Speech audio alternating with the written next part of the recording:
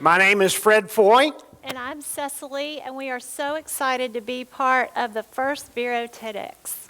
Cecily and I have been together for a long time, and most of that time has been in cross-cultural connections, whether it be in research or service or other kinds of work. And most of that has occurred in East Africa.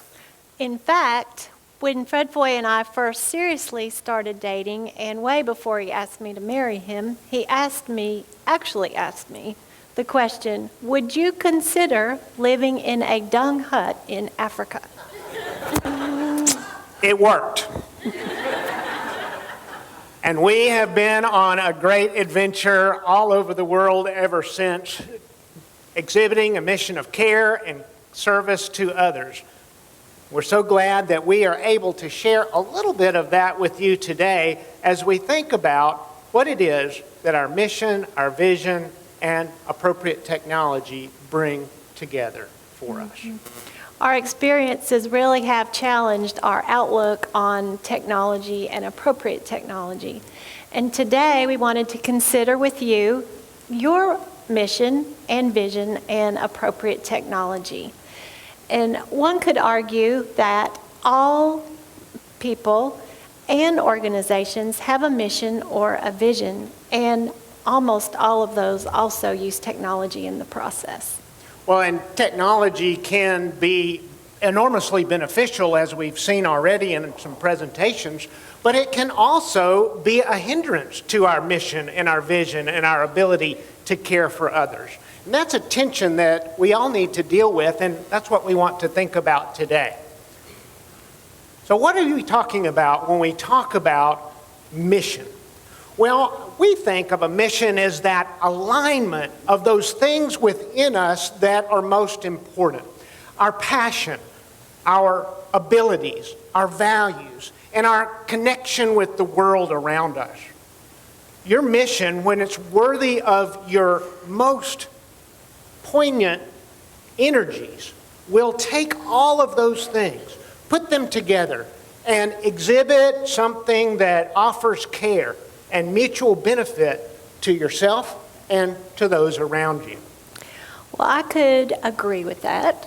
And actually, most of my life has revolved around a mission of care. And that has evolved as my life roles have changed. As a nurse, as a wife, as a mom, as an educator, as a PhD researcher, as a grandmother. And I have continued in that mission of care, even though the roles have been different, that has still been the core for me. I was in East Africa. We had just come back from there and was meeting with an expat friend of ours, an old British guy who has had an incredibly amazing life. He was an entrepreneur internationally. He was a championship road rally driver, a bush pilot, actually survived a major airplane disaster crash. And I asked Peter one day, I said, Peter, what gets you up in the morning? And he said, I have to get the wife her tea, which translates, I have to get my wife her tea. The mission still, even though it had evolved, it still had meaning and purpose and a drive for him to get up in the morning. One of the things that we talk about when we think of a mission of care is the care that helps. You know, sometimes helping actually hurts. We were in East Africa at a development center some years ago, and we received a gift of 100 shovels to help us with a gardening project for sustainability in villages. Now, you can't use a shovel very effectively in hard-packed clay digging soil for a garden with a bare foot. It just doesn't work. What they needed was appropriate technology. They needed hose. So let's consider how we're defining technology today. Technology can be using knowledge or a system leading to a specific outcome or to address a problem. Technology can be complex or it can be simple and it can still be very valid for the people with whom you're working. Let me give an example. You may have asked, as I did, what technology might I use in a dung hut? Well, I looked to my friend for guidance, and as I sat in her small kitchen and she cooked tea for me over her open fire, I watched as she took the one key from around her neck and opened a tin canister. The contents, sugar. She used a simple tool, the lock, to protect and keep safe her most precious commodity, her sugar. So another example that might come from there is also my experience as a nurse educator. And as a nurse educator, I love teaching about hand washing. She really does. It's really true. It's like my thing. I teach hand washing to Everyone. healthcare providers who clean their hands less than half of the time they should. I teach hand washing to students who love to go to school and want to be there every moment possible.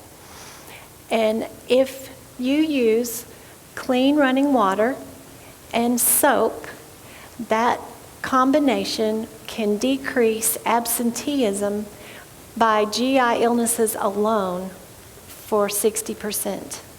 So just a simple tool can really help protect people, and clean hands do save lives.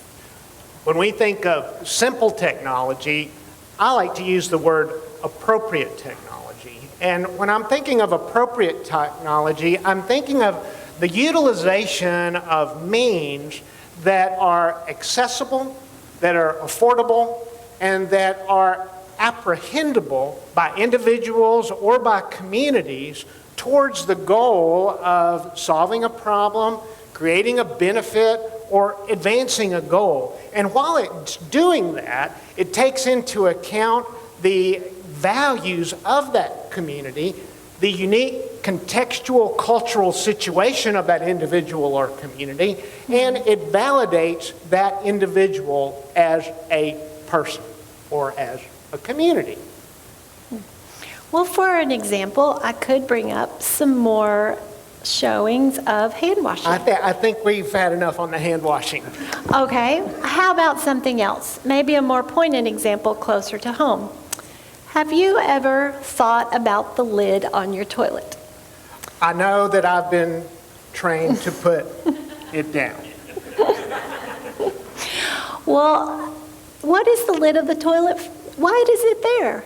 Is it just for decoration, aesthetics? Is it something extra that's really complicated to clean? Or does it really create a benefit in our lives?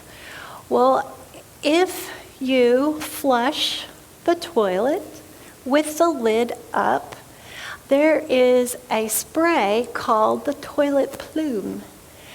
And actually, the pathogens in the toilet plume spray an average of 6 feet into the room. So just think, I'm sure you are, in your bathroom at home, what is within 6 feet of your toilet? Maybe the hand towels for which you have just washed your hands, or your toothbrush. Well, you get the picture. So there's no need to panic about toilet plume. However, with good house hygiene and closing the lid when you flush the toilet in your mission of care for your family or those around you, it really will make a difference. All right, who is that's a game?